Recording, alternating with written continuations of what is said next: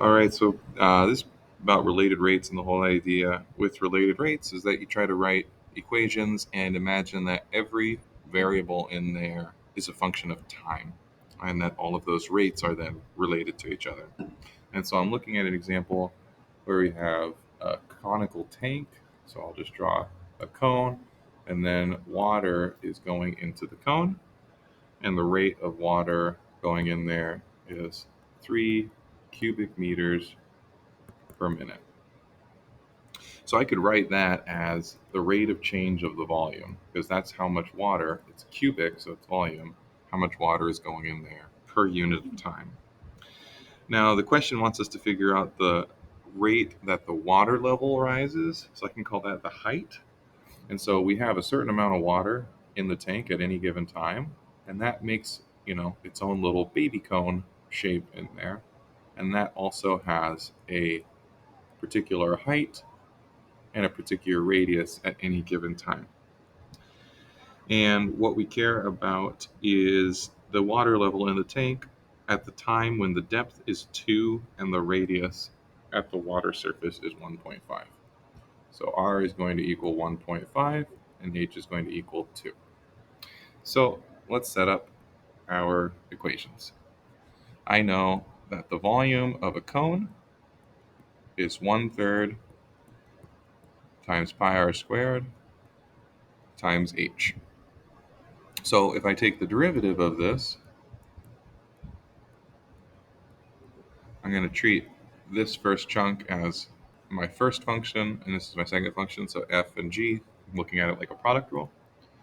So I have f prime 2/3 pi r times dr dt, because I'm not thinking of the letter r as just an independent variable. I'm thinking of it as a function of time, so I'm using the chain rule. So that's all f prime. There's g plus f times g prime. And notice that I didn't plug in the values for r and h before I took the derivative, because if I did, I'd get an answer of 0. When you plug in the values first, you get a constant, the derivative of a constant is 0. We're looking at this as a changing function of time, and then after we take the derivative, we're plugging in the specific values that we care about. So what I know is dv dt is 3, 2/3 pi. I know that r is 1.5. I don't know dr dt. I know that h is 2. I know that r is 1.5. And I don't know that what dh dt is. And so right here, we're kind of stuck. We still have two unknown quantities. And the question actually asks us about the rate of change of the depth. Um, so that would be looking for dh dt. So the question is, how the heck can I find dh dt without knowing dr dt? And the answer is that at any given point, you can look at this as a similar triangle. You've got the whole cone, you've got the water level. At any given time, all of those triangles are similar because they share that same angle. All of the angles stay the same.